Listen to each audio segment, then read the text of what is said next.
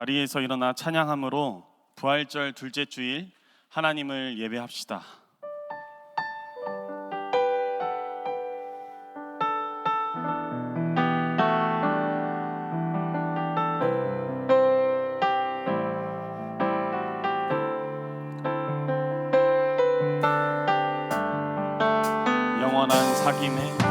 영원한 사귐에 날 초대하시네. 주님을 누리며 사는 것, 날 지으신 대로, 날 부르신 대로 주님과 함께 걷는 삶, 이것이 영원한 삶, 이것이 영원한 삶, 참 하나님과 그 아들 아는 삶, 이것이 영원한 삶, 이것이 영원한 삶. 내가 주 안에, 주는 내 안에 늘 거하는 삶. 너희가 누구의 죄든지 사하면 사하여질 것이요 누구의 죄든지 그대로 두면 그대로 있으리라 하시니라. 아멘.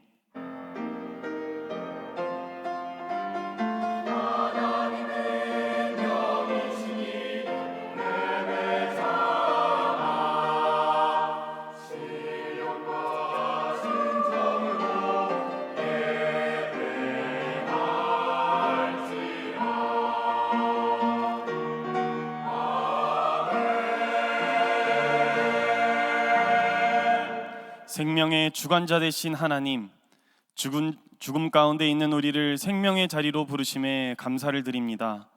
이 시간 곤비한 우리에게 주의 생명과 사랑을 베풀어 주옵소서. 예수님의 이름으로 기원합니다. 아멘. 나는 전능하신 아버지 하나님, 천지의 창조주를 믿습니다. 나는 그의 유일하신 아들 우리 주 예수 그리스도를 믿습니다. 그는 성령으로 잉태되어 동정녀 마리아에게서 나시고 본디오 빌라도에게 고난을 받아 십자가에 못 박혀 죽으시고 장사된 지 사흘 만에 죽은 자 가운데서 다시 살아나셨으며 하늘에 오르시어 전능하신 아버지 하나님 우편에 앉아 계시다가 거기로부터 살아있는 자와 죽은 자를 심판하러 오십니다.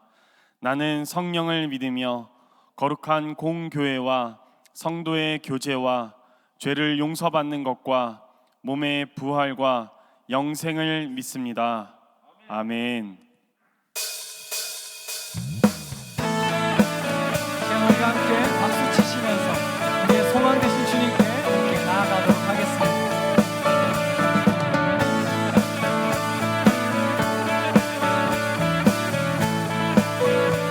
예수 열방의 소망,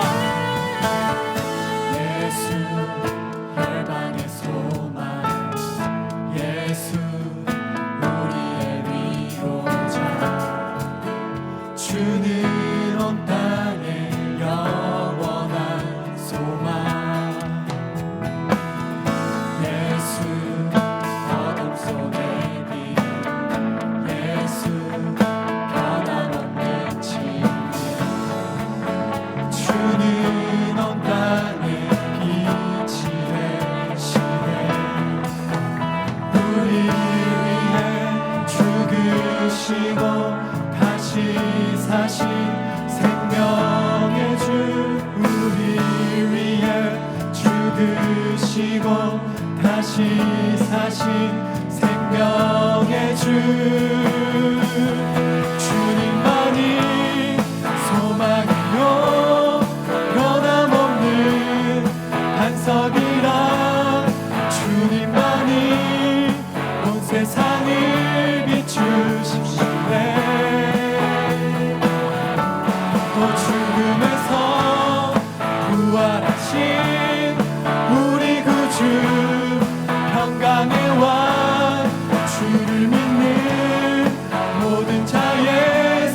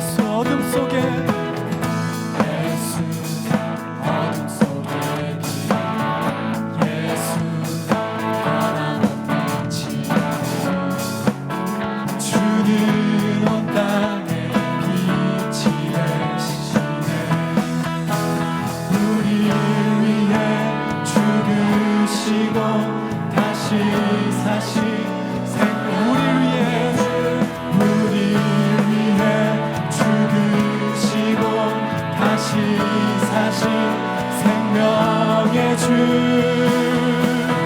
주님만이 소망이요 변함없는 반석이라 주님만이 온 세상을 비추시네 또 죽음에서 부활하신 우리 구주 평강의 왕 주를 믿는 모든 자의 소망 대신 우리를 위해 죽으시고 다시 사신 생명의 주 우리 위해 죽으시고 다시 사신 우리를 위해 죽으시고 우리 위해 죽으시고 다시 사신 생명의 주 우리 위해 죽으시고 다시 사신 생명의 주 주님만이 소망이요 변함없는 반석이라 주님만이 온 세상을 비추시네 또 죽음에서 부활하신 우리 구주 평강의 왕 주를 믿는 모든 자의 소망 대신 주님만이 소망이요 주님만이 소망이요 변함없는 반석이라 주님만이 온 세상을 비추시네 또 죽음에서 부활하신 우리 구주 평강의 왕 주를 믿는 모든 자의 소망 대신 주를 믿네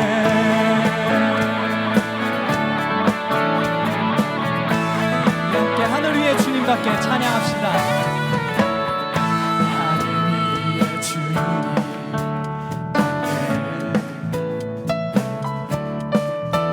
내가 사모할 자 이 세상에 없네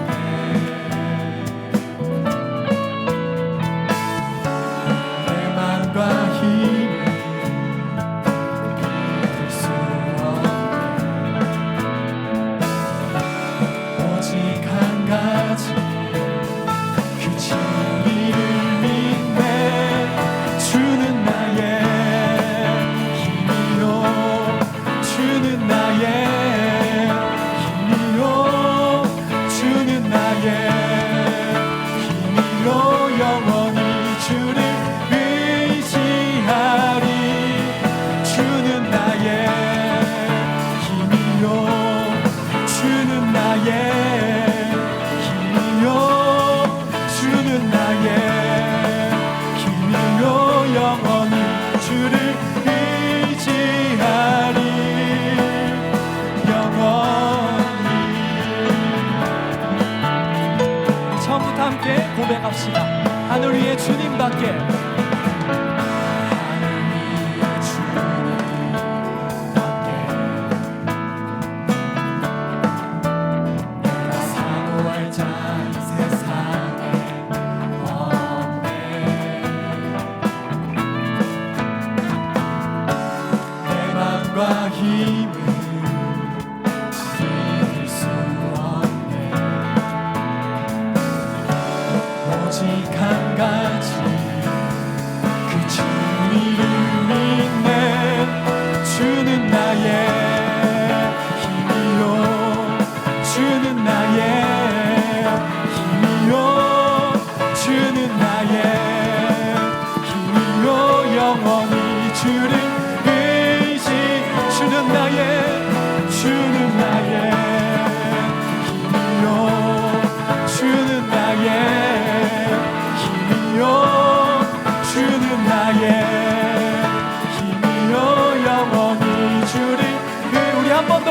고백합시다. 주는 나의 힘이요 주는 나의 힘이요 주는 나의 힘이요 영원히 주를 의지하리 주는 나의 힘이요 주는 나의 힘이요 주는 나의 힘이요 영원히 주를 의지하리 영원히 우리의 힘이 되신 주님께 영광의 박수 올려드립시다.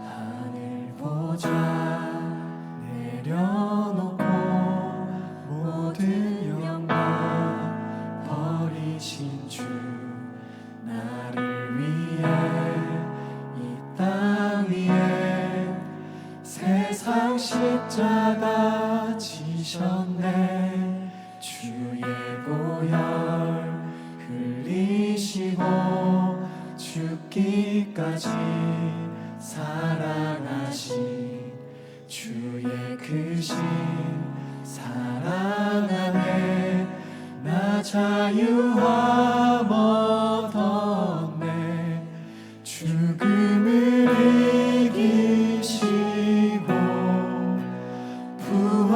부활하신 예수 세상을 이기시고 승리하신 예수 할렐루야 할렐루야 영원히 높임 받으소서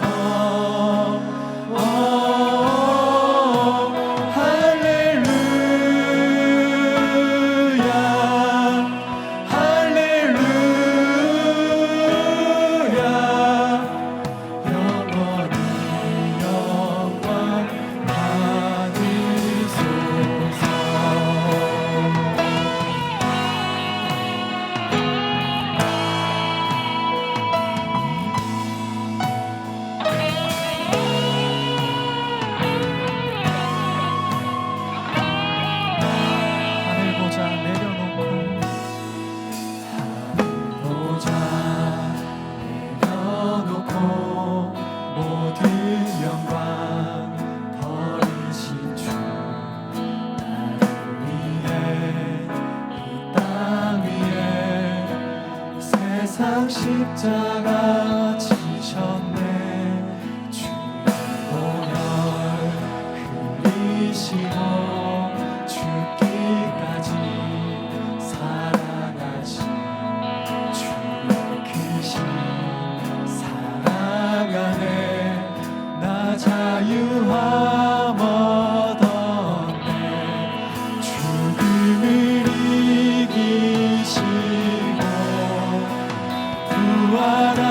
부활하신 예수 세상을 이기시고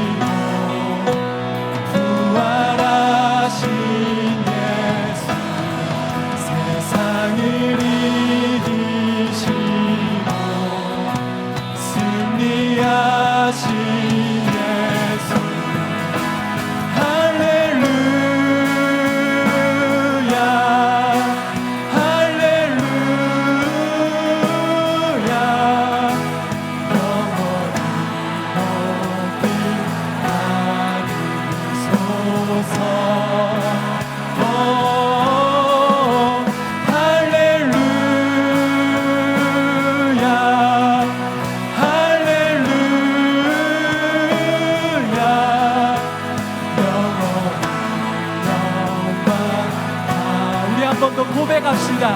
할렐루야.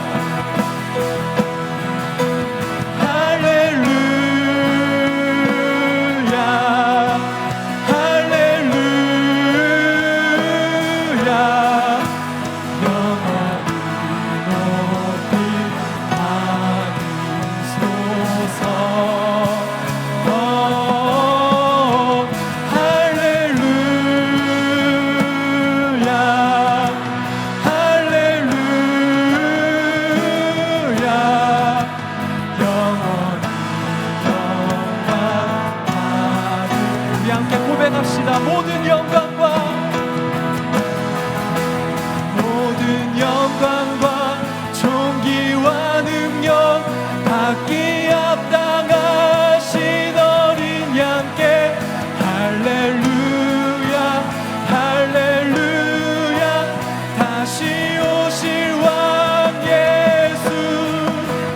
모든 영광과 존귀와 능력 받기 합당하신 어린 양께 할렐루야 할렐루야. 다시 오실 왕 예수. 할렐루야 할렐루야. 영원히 높임 받으소서.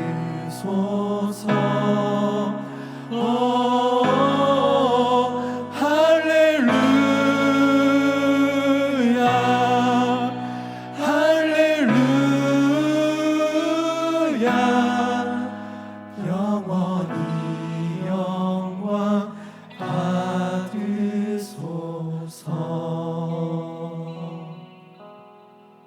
이 시간 우리가 우리의 고백을 두고 주님 앞에 묵상으로 기도하며 함께 나아가면 좋겠습니다. 주님, 이 시간 주님만이 온전히 영광 받으시고 또한 우리로 주님의 그 승리의 기쁨에 연합하는 이 시간, 이 예배 시간 되게 해달라고 우리가 묵상으로 그러나 마음을 다하여서 함께 간구하며 나아가도록 하겠습니다. 기도하겠습니다.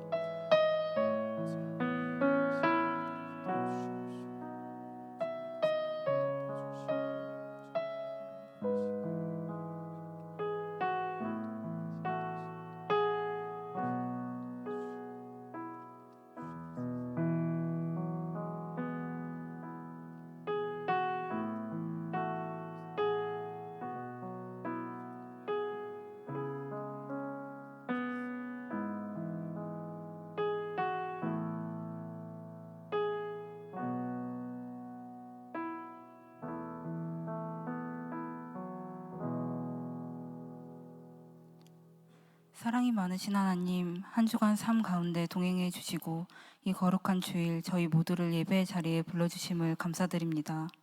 이 시간 예배할 때 은보다 금을 드리게 하시고 모두가 은혜의 가장자리까지 이르게 하옵소서. 예배의 기쁨을 받아 누리고 전하게 하옵소서. 한 주간 세상에서 하나님 말씀대로 온전히 살지 못하고 세상과 구별되게 살지 못했음을 고백합니다. 이 시간 회개하오니 우리 가운데 임재하셔서 저희의 마음을 어루만지시고 용서해 주시옵소서. 하나님, 저희 새벽 이슬 같은 주님의 청년들입니다.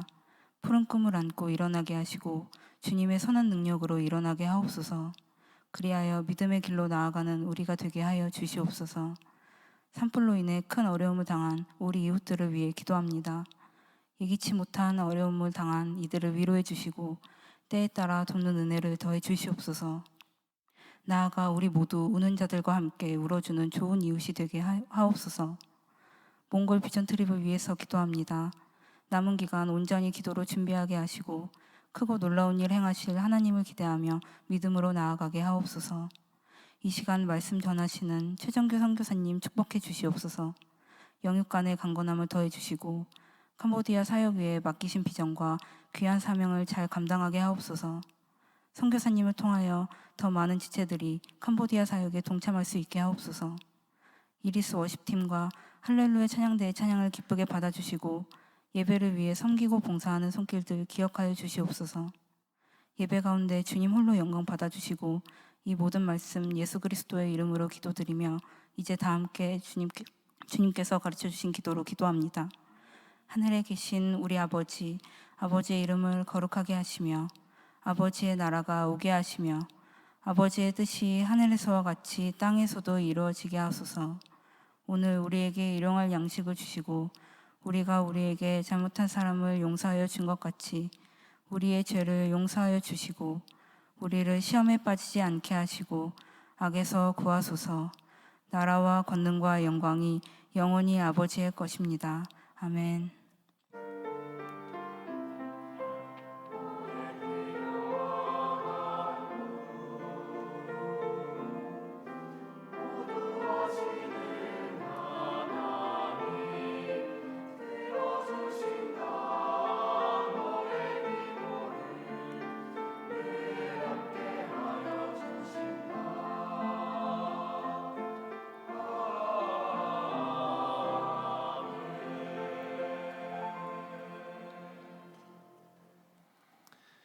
이제 우리 자리에서 일어나 하나님 말씀을 읽습니다. 오늘 우리에게 주신 하나님의 말씀은 신약 성경 요한복음 11장 43절로 44절 말씀입니다. 요한복음 11장 말씀을 합독하겠습니다. 이 말씀을 하시고 큰 소리로 나사로야 나오라 부르시니 죽은 자가 수족을 배로 동인 채로 나오는데 그 얼굴은 수건에 쌓였더라. 예수께서 이르시되 풀어놓아 다니게 하라 하시니라. 아멘. 하나님께서 이 말씀을 통해 우리에게 은혜 주시기를 원합니다. 오늘은 특별히 할렐루야 찬양대 이후에 캄보디아에서 선교하시는 최정규 선교사님께서 나사로야 나오라는 제아의 말씀으로 우리에게 말씀 선포하실 때에 그리스도의 부활의 은혜가 우리에게 함께하기를 소망합니다.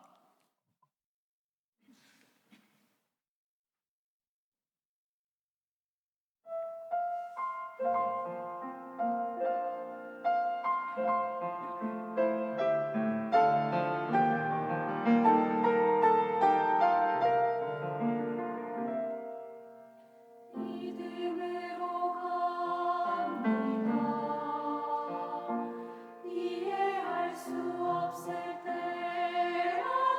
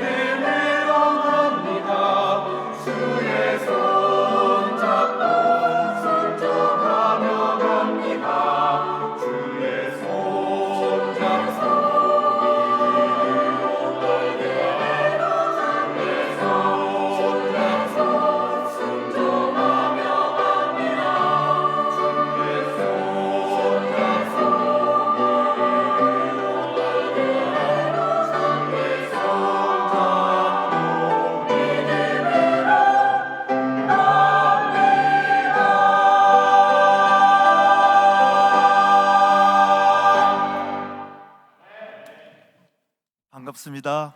캄보디아의 최정교 선교사입니다. 우리 정릉교회에 와서 여러분들을 1년 만에 뵙습니다. 지난 1년 동안 캄보디아에서 함께 하신 하나님의 은혜를 나누게 되어서 감사드립니다. 부활절은 저에게 인생에서 좀 특별한 의미를 가지는 날입니다. 2005년도에 제가 캄보디아로 처음 파송받은 날이 부활절이거든요. 그리고 1987년도에 1987 영화 보셨죠? 네. 1987년 4월 19일이 부활절이었습니다. 제가 그날 오전에 예배드리고 오후에 데모를 갔다가 잡혀가지고 종로경찰서에서 굿밤을 지냈던 그날도 부활절이었습니다. 그런데 다른 어떤 해보다 올해의 부활절은 저에게 정말 예수님의 부활의 의미를 진지하게 생각하고 저의 인생을 걸고 직면하는 그런 기회였습니다. 그건 티어림이 깨어나면서 말을 시작하면서 했던 간증들 때문이었습니다. 그것을 오늘 여러분과 함께 나누고자 합니다. 오늘 본문에서 예수님께서 죽은 지 나흘이 지난 나사로를 살리시는 장면입니다. 저는 죽은 나사로가 나흘 동안 어디에 있었을까 이런 의문을 많이 가졌었어요. 하지만 어느 곳 하나 시원하게 그것을 답해주는 데는 없습니다. 누가복음 17장에 보면 부자와 거지 나사로 얘기가 나옵니다. 지옥에 있는 부자가 세상에 있는 자신의 형제를 위해서 죽은 나사로를 세상에 좀 보내달라고 간청하는 장면이 나옵니다. 거기서 보면 이 세상에 우리는 살고 있지만 또 천국과 지옥에서 살고 있는 사람들이 보입니다. 십자가에서 예수님과 함께 처형당한 구원받은 강도의 얘기가 있습니다. 예수님께서 오늘 너가 나와 함께 낙원에 있으리라 얘기하십니다. 이 낙원이 저는 천국으로 보는 것이 맞다라고 생각합니다. 많은 분들은 예수 안에서 죽은 영혼이 편안하게 거하는 어떤 장소로 낙원을 얘기합니다. 하지만 성경을 곰곰이 읽어보면 영원 불멸의 사상이 아니라 우리의 몸의 부활을 얘기하고 있습니다. 육체 없는 어떤 영혼이 떠도는 그런 것은 성경에서 말하고 있지 않습니다. 그리고 그것은 기독교의 사상이 아닙니다.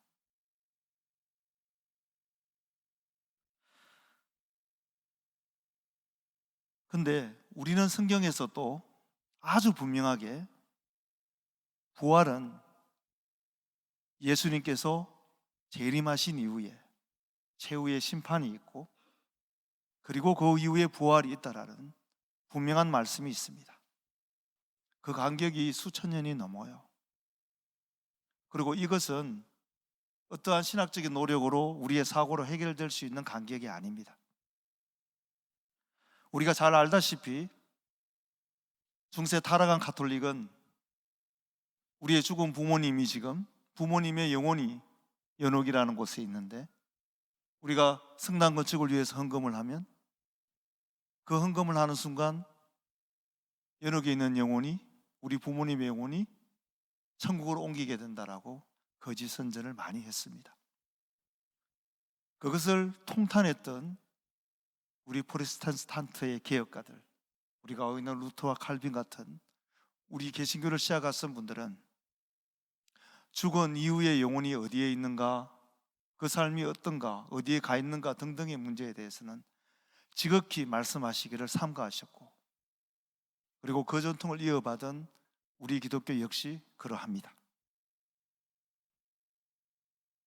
그렇기 때문에 우리가 죽은 자의 천국을 갔다든지 어떤 계시를 받았다든지 하는 얘기들은 일부 이단과 또 극단적인 은사 중심의 기독교 분파에서만 얘기하는 약간은 더 많이 위험한 이런 것으로 이해되고 있었고 저 또한 그러했습니다.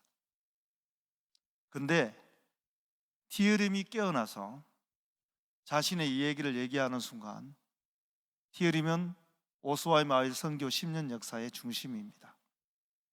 그리고 저는 그것을 직면해서 얘기를 듣고 우리 성도들에게 설명을 해줘야 되는 책임이 있게 돼버린 겁니다. 저는 그것을 직면하지 않으면 자리에 와 있는 거예요. 루터도 쓰다가 포기했대. 요한계시록 와서 공개적으로 그렇게 얘기하기를 두려워할 수밖에 할 수 없는, 어떻게 보면 우리가 해석할 수 없는 이런 문제들을 저는 직면하게 되었습니다. 올 3월 달에 티어림이 말을 시작했습니다. 모르시는 분이 있을 것 같아서 간단하게 티어림에 대해서 설명을 해드릴게요. 티어림이 2011년도에 티어림이 15살 때였습니다. 태어나면서부터 심장병을 앓고 있었기 때문에 나이는 15살이었지만 초등학교 5학년이었어요. 학교를 제대로 다니지 못했고 발육도 제대로 되지 못했습니다. 그리고 캄보디아에서는 도저히 수술을 할 수 없기 때문에 죽을 날만 기다리고 있는 15살 소녀였어요. 우리 정릉교회에서 그 티어림을 살리기로 결정하고 한국으로 불러서 수술을 했습니다. 그 수술이 성공적이었고 티어림이 돌아왔어요. 죽기를 기다렸던 소녀가 살아나서 다시 학교를 다니기 시작했고요. 초등학교를 졸업하자마자 너무 어린 애들과 학교를 다니기 싫어했던 티어림은 공장에 취직을 해서 일을 하기 시작했습니다.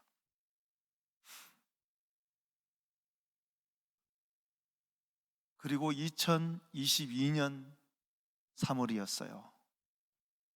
코로나가 한창 심할 때였는데 티어림이 고열로 아팠고 그래서 회사를 한 이틀간 쉬었습니다. 그리고 몸이 좀 좋아지자 다시 회사에 가서 일을 하기 시작했어요. 일하는 와중에 티어림이 쓰러졌습니다. 의식을 잃었고 몸에는 경련이 있었습니다. 주위에 있는 사람들이 차에 태워서 캄보디아에서 제일 큰 병원인 깔멜병원으로 데리고 갔어요. 응급실에 들어갔고 하루 뒤에 너무나 상황이 위독했기 때문에 이렇게 산소 마스크를 끼고 있는 중환자실로 다시 옮겼습니다. 의사는 티어림은 이미 아무런 반응이 없다 그래서 뇌사 상태입니다. 반응이 없기 때문에 그리고 더 이상 병원에서 할 게 없으니까 집에 가는 게 좋겠다라고 티어림의 아버지에게 권합니다. 왜냐하면 캄보디아 문화가 그래요. 바깥에서 죽는 걸 별로 좋아하지 않습니다. 죽을 때가 되면 오히려 집으로 옵니다. 대한민국도 옛날에 그랬습니다. 티어림의 아빠가 우리 꼬안 아저씨가 크게 상심해서 제가 매일 병원에 가서 같이 기도하고 있었는데 티어림 아빠가 그랬어요. 그때까지 가족들은 다 예수를 믿는데 티어림 아빠는 꿋꿋이 믿지 않고 있었거든요. 티어림을 살려주면 내가 하나님을 믿겠노라고 그렇게 저에게 약속까지 했었습니다.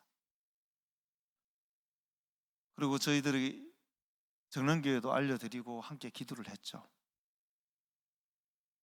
함께 기도를 하고 퇴원을 시키지 않고 중환자실에 두르면서 함께 기도를 했습니다. 일주일 만에 티어림이 눈을 떴어요. 일주일이 지난 다음에 눈만 떴어요. 아무것도 못해.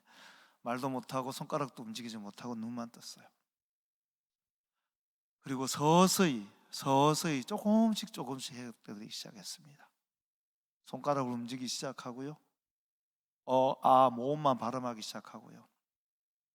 팔다리가 조금씩 움직이기 시작하고 또 몇 달이 지나니까 이제 간신히 물은 삼킬 수 있게 되었고 그렇게 천천히 회복되었고 앉을 수 있게 되었고 이제 1년이 지나서 기구와 도와주는 사람에 의존해서 이제 걷기 연습도 막 시작하는 참이었어요. 그때 티어림이 이제 말이 전에는 모음만 됐는데 자음 발음이 시작되고 하면서 알아들을 수 있는 말을 하기 시작한 거예요. 깨어난 지 1년이 되었는데 티어림이 천국에 갔다 왔다, 할머니를 만났다, 이런 얘기를 하는 거예요. 이제 제가 단편적으로 듣고 있다가 안 되겠다, 이걸 체계적으로 좀 정리를 해야겠다는 생각이 들었습니다. 기억이라는 게 지나면 바뀌어지고 왜곡되기 쉬우니까. 근데 티어림은 1년 동안 말을 못하기 때문에 1년 동안 기다리고 있었던 걸 얘기를 한 거예요. 그래서 제가 우리 까어를 데리고 가서 티어림에 앉아서 말하기 힘든 상황인데 얘기를 하고 까어가 기록을 했습니다. 그때 깔매병원에서 티어림이 한 얘기를 제가 읽어드리겠습니다. 깔매병원에 도착한 다음 날 나는 상태가 너무 안 좋아서 산소 마스크가 있는 방으로 옮겨졌고, 그리고 나는 그곳에서 죽었다. 티어님은 스스로를 이렇게 표현했어요. 나는 죽었다. 나는 몸에서 빠져나왔고 침대에 누워있는 나를 보았다. 나는 전혀 아프지 않았고 완전히 치료된 사람처럼 몸이 가벼웠다. 나는 길을 걸어갔다. 어둡고 큰 길이었다. 많은 사람이 줄을 서 있었다. 밝은 빛으로 얼굴을 볼 수 없는 한 남자가 아주 큰 책을 들고 줄 서 있는 사람들을 향해 이름을 불렀다. 내 옆에 있는 또 한 남자가 있었는데 그의 얼굴도 책을 든 사람처럼 밝았다. 그가 나에게 물었다. 너는 예수를 믿느냐? 그때 나는 대답을 못했는데 큰 책을 든 남자가 나를 위해 대신 대답을 해주었다. 예, 티어림은 예수를 믿습니다. 그리고 나는 좁은 길을 더 걸어갔는데 흰옷 입은 남자가 궁전 앞에 서 있었다. 그 남자가 나를 궁전 안으로 안내했다. 그가 나에게 물었다. 이곳이 만족스러우니? 나는 예, 너무 좋아요. 여기 있을래요? 라고 대답했다. 그러나 그 남자는 너는 아직 때가 아니니 집으로 돌아가야 한단다. 티어림은 돌아가고 싶지 않다라고 말했다. 나는 그곳에서 마이 할머니를 보았다. 그 할머니는 30대의 젊고 아름다운 여인의 모습이었다. 나는 걸어서 돌아왔고 침대에 누워 있었고 나는 말을 할 수도 움직일 수도 없었다. 이게 티어림이 자신이 1년 전에 중환자실에서 겪었던 얘기를 얘기한 겁니다. 그리어 마의 할머니를 보았다 그랬죠. 우리 마의 할머니가 2018년도에 82세가 되던 해 세례를 받으셨어요. 평생 몸에 차고 있던 줄들이 있거든요. 신줄을 손에 이렇게 차고 허리도 차고 있어요. 우리 그 무에타이 킥복싱 선수 보면 줄에 감고 나오죠. 그게 뭐냐면 나를 지키는 신이, 나를 지키는 귀신이 떠나지 말라라는, 나와 함께 거해달라는 표시예요. 평생을 차고 있어요. 이걸 떠나면, 이걸 끊으면 막 아프고 큰일 나는 줄 알아요. 그거를 끊고 세례를 받으셨어요. 82살 때. 그리고 84살 때 돌아가셨거든요. 늘 이렇게 힘들게 와서 예배 드리던 장면이 저도 눈에 선한데 그 할머니를 그곳에서 봤다는 겁니다. 근데 84세의 그런 늙은 할머니가 아니라 20, 30대의 젊은 아주 아름다운 여인의 모습이었고, 하지만 틀림없는 자신의 할머니, 마이 할머니셨다는 거예요. 제가 티어림에 이렇게 물어봤어요. 야, 여기에 너희 부모가 다 있고 형제들이 있는데 오고 싶지 않더냐? 왜 오기 싫다 그랬냐? 거기가 그렇게 좋더냐라고 물으니 티어림이 오고 싶지 않았답니다. 거기가 훨씬 좋답니다.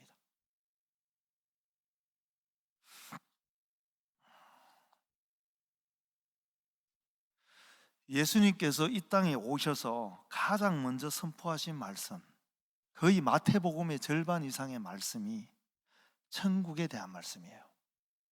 하나님 나라에 대한 말씀. 예수님께서 오셔서 회개하라, 천국이 가까웠다 라고 선포하십니다. 그리고 그 천국이 어떤 것이고 그것에 대한 설명이 마태복음 읽어보시면 절반 이상이 그것에 대한 얘기예요. 회개는 돌아서라는 얘기입니다. 세상만 쳐다보고 세상만 바라보는 눈을 돌아서서 천국을 바라봐라. 그리고 그 천국은 멀리 있지 않다. 가까이 와 있다. 우리가 잘 아는 팔복이 있죠. 복 있는 자는 시작하는 거. 누가 천국에 가는가라는 걸 설명하고 있습니다. 마음이 가난한 자, 애통한 자, 온유한 자, 의에 줄이고 목마른 자, 긍휼히 여기는 자, 마음이 깨끗한 자, 화평하는 자, 의를 위하여 핍박을 받는 자. 이런 사람들은 이 세상에서 실패한 사람들 같지만 천국을 가졌기 때문에 진정으로 성공한 사람이다. 또 다른 말로 하면 그들은 천국을 이미 가졌기 때문에 이 땅에서 가난할 수 있고 의를 위해 핍박을 받을 수 있다. 그러니 그들은 진정으로 성공한 자이고 진정으로 부자인 것입니다. 우리가 천국의 가치를 안다면 자기 소유를 다 팔아 보화가 묻힌 밭을 사는 사람처럼, 자기 소유를 다 팔아서 값진 진주를 사는 사람들처럼 우리가 이 세상에서 귀하고 느끼다는 그 어떤 것보다 천국이 더 귀하다는 것을 알 것이다. 예수님께서는 온통 그것에 대해서 가르치시고 계신 거예요. 저는 천국이 가까이 있다라는 말을 갑자기 생각이 나서 티어림에게 이렇게 물어봤어요. 너가 봤다는 그 천국이 가까이 있더냐? 얼마나 걸리더냐? 막 비행기 타고 한참 날아갔니? 티어리 말로는 걸어서 5분 10분이래요. 걸어서 5분 10분, 걸어서 가까이 있었다, 걸어갔다 왔다는 거야. 걸어서 가서 걸어서 왔다는 겁니다.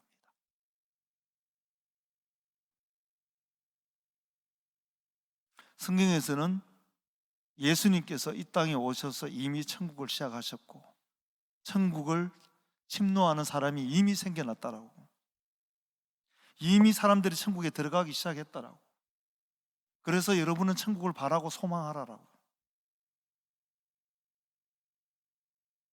계속 말씀하고 계십니다. 티어림이 봤던 천국은요, 꿈이 아니었어요. 제가 여러 번 물어봤거든요. 꿈 아니니? 환상 같은 거 아니야?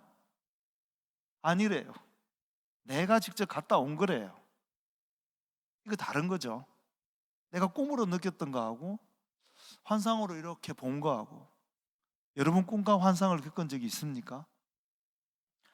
꿈을 본 적도 있고 저는 살짝 본 적은 있는데 그건 내가 분명히 알아요. 동영상을 보는 거지 내가 가는 게 아니거든요.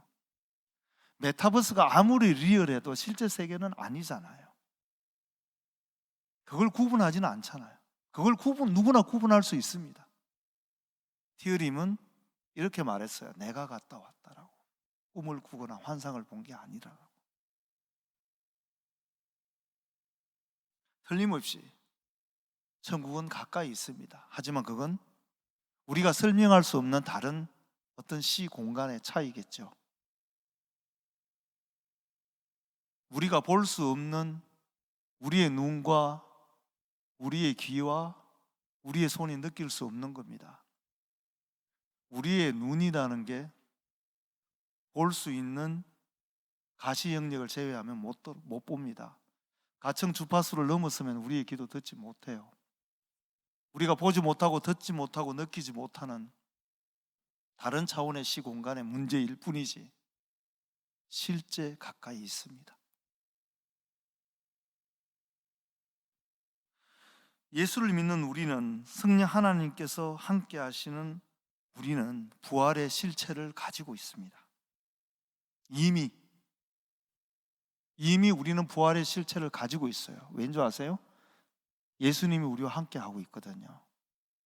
나는 부활이요 생명이니, 예수님이 부활이시니 나는 이미 부활의 실체를 가지고 있어요. 그렇기 때문에 믿는 자에게는 죽음이 없습니다. 누구에게 죽음이 있느냐 하면요, 티어림을 보고 있던 의료진들, 티어림의 주위의 가족들, 그 사람들에게는 티어림의 죽음이 있습니다. 하지만 티어림 자신에게는 죽음이 없습니다. 그냥 내가 쭉 이어지는 겁니다. 왜인 줄 아세요? 예수님이 부활이고 생명이기 때문에, 그 예수님이 나와 함께 있기 때문에 나에게는 죽음이 없는 겁니다.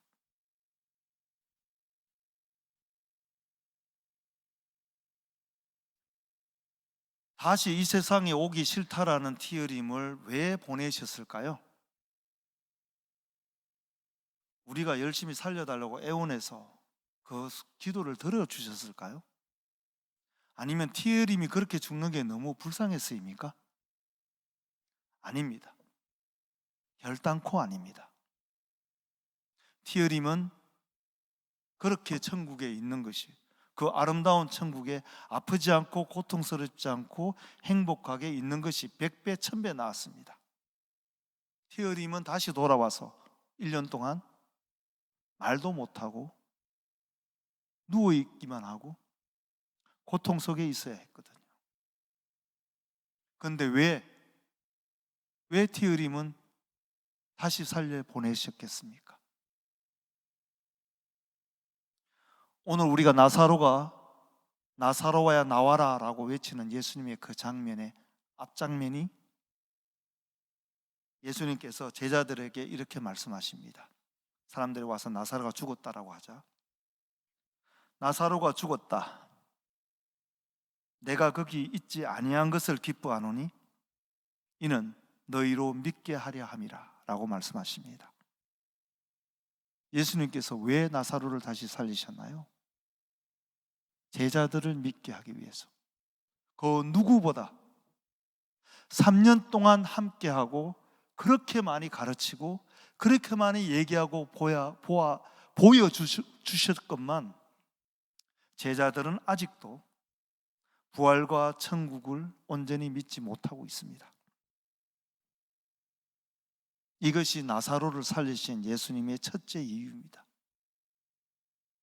부활과 천국은 그렇게 믿기 어려운 거예요.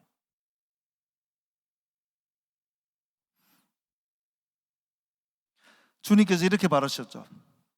이렇게 바라셨을 겁니다. 죽은 지 나흘이나 되는 나사로가 살아나오는 걸 보면 이제 우리 제자들이 부활과 천국에 대한 소망과 이 새 복음을 믿을 수 있지 않겠느냐, 그런 희망을 가지고 나사로를 불러내신 겁니다. 이 땅에 다시 오기 싫다는 티어림을 왜 다시 보내셨을까요? 왜 살려내셨을까요? 저는 그것을 바로 알 수가 있었어요. 나사로를 살리실 것과 같은 이유입니다. 첫째, 누구를 위해서? 저를 위해서. 오스와의 마을에 복음을 전하고 있는 선교사인 저를 위해서. 하지만 부활과 천국을 나의 삶의 실체로 그대로 받아들이지 못하는 나를 위해서. 부활의 의미에 대해서 많이 설명하고 부활의 소망을 가지고 사는 삶의 유용함에 대해서 많이 얘기하지만 그것이 정말 내가 바로 받아들일 실체라는 것을, 내 인생의 연속이라는 것을 제대로 믿지 못하고 소망하지 못하는 선교사 너를 위해서 예수님은 티어림을 살리셔서 저와 직면하게 하셨습니다. 그 다음이 누구일까요? 티어림의 가족들을 위해서, 티어림의 성도님들을 위해서, 티어림을 기도하고 있는 우리 정릉교회 성도님들을 위해서입니다.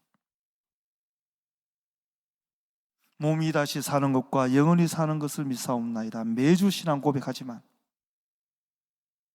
부활과 천국이 나와 바로 연결된 실체, 정말 있는 진짜 세계, 나에게 닥쳐올 미래, 내가 맞이할 세계라는 것을 믿지 못하는 모든 성도님을 위한 것입니다.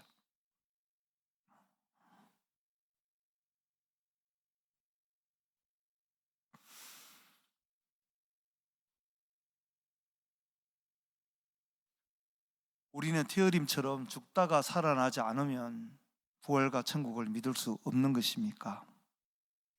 그것을 직접 경험하고 돌아오지 않으면 믿을 수 없는 것입니까? 성경에 나와 있는 이 나사로의 얘기와 제가 직면한 티어림의 얘기를 들어도 그래도 그것이 내 것이 될 수는 없는 것입니까? 더 많은 증인이 나에게 필요한 것입니까? 누가 더 많이 얘기해 줘야 됩니까? 내 주위에 있는 더 많은 사람들이 보고 와서 천국과 부활이 있도다라고 증언을 해줘야 되겠습니까?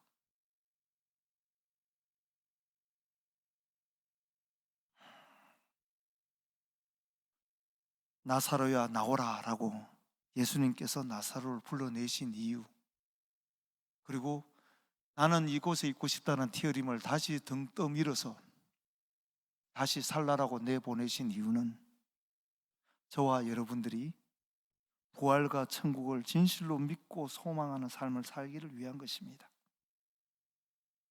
그 주님께서 오늘 여러분들께 묻고 있습니다. 저에게도 묻고 있죠. 나를 믿는 자는 죽어도 살겠고 살아서 나를 믿는 자는 영원히 죽지 않는다. 너가 이것을 믿느냐? 기도하시겠습니다. 하나님 아버지 감사합니다. 그리고 죄송합니다. 믿음 없는 저희들을 용서하여 주옵소서. 죽은 나사로를 살려도 티어림을 다시 살려보내도 저희들이 부활과 천국을 저희 삶의 실체로 받아들이고 살고 있지 못합니다. 주님, 저희들에게 은혜 내려주셔서 주님이 주신 영원한 삶을, 부활과 천국을 나의 것으로 소유한 하나님의 자녀로 살게 하옵소서. 예수 부활의 증인으로 살게 하옵소서. 예수님 이름으로 기도합니다. 아멘.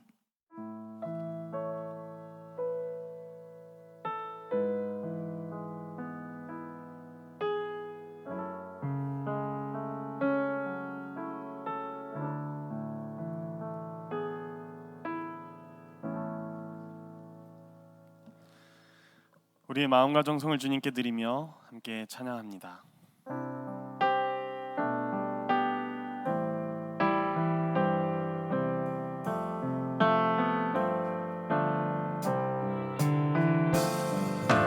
내게 있는 향유옥가 주께 가져와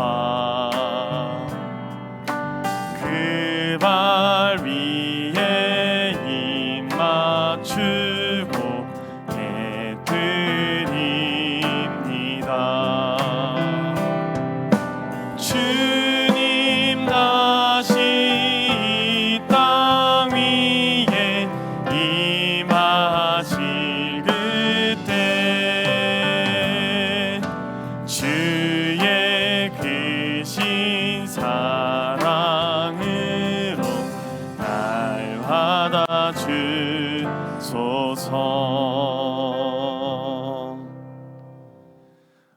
우리를 살리신 주님, 고통 속에 신음하고 있는 우리를 잊지 않으시고 찾아오신 그 주님의 은혜를 우리가 기억합니다. 주께서 우리를 사랑하셔서 그 생명까지도 아낌없이 주셨음에 우리도 우리의 모든 것을 주님께 드리기로 오늘 결단합니다. 우리의 정성과 예물을 기뻐 받아주시고 주님께 사랑을 드리는 우리를 기억하사 우리가 밟고 서는 자리마다 주의 사랑과 주의 생명이 일어나게 하옵소서. 우리를 위해 부활하신 예수님의 이름으로 기도합니다. 아멘. 반갑습니다, 여러분.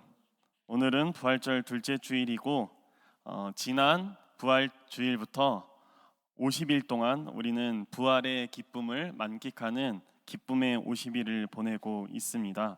우리가 부활절을 한 날 하나의 이벤트로 생각하는 것이 아니라 매 순간 우리의 삶 가운데서 그리스도의 부활의 능력과 또한 새로운 삶을 맞이하는 우리 주일 4부 예배 공동체가 되었으면 좋겠습니다.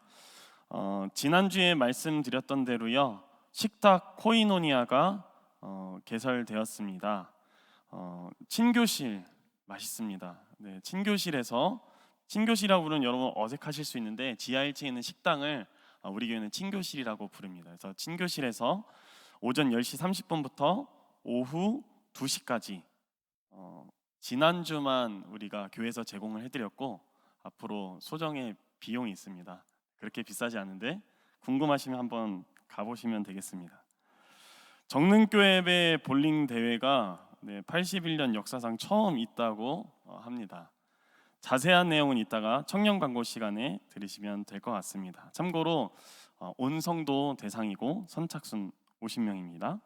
이제 가능하신 분들은 자리에서 일어나셔서 오늘 함께 예배한 지체들과 평화의 인사를 나누겠습니다.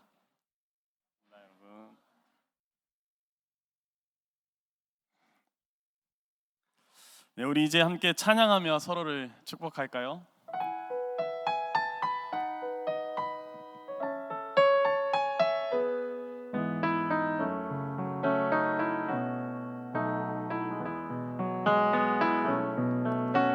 시냇가에 심겨진 나무들처럼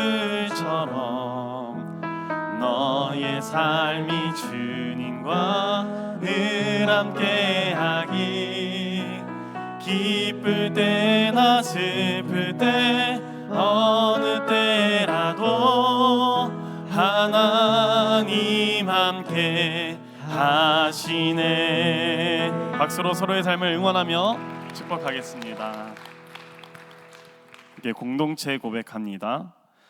사랑하는 나사로에게 생명을 더하신 주님, 우리도 주의 모습을 본받아 주의 사랑과 생명을 우리의 삶의 자리와 온 세계 열방에 담대히 선포하는 주의 제자가 되게 하소서. 아멘.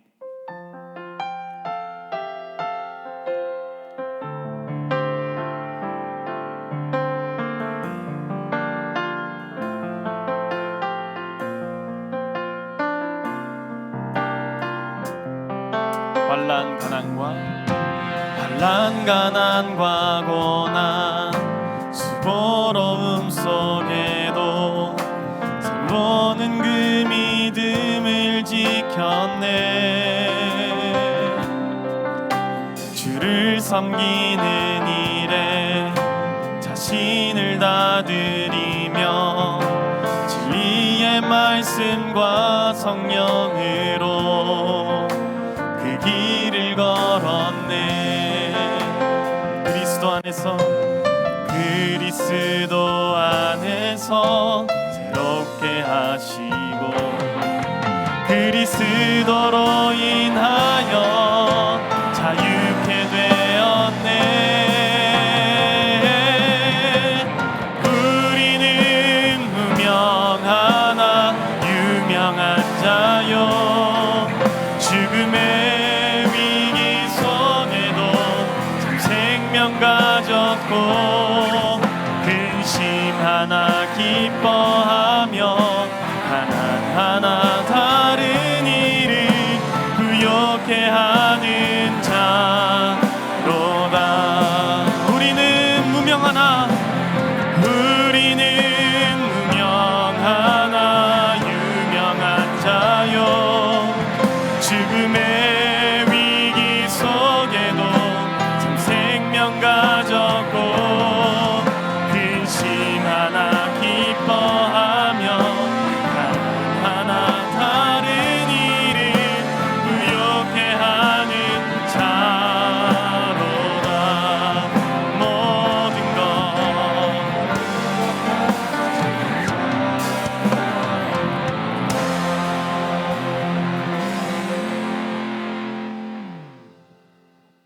이제는 우리 주 예수 그리스도의 은혜와 하나님의 사랑하심과 성령의 교통하심이 부활과 천국을 품고 예수 부활의 증인으로 살아갈 우리 정릉교회 성도들을 위해 지금부터 영원히 함께하기를 간절히 축원하옵나이다. 아멘.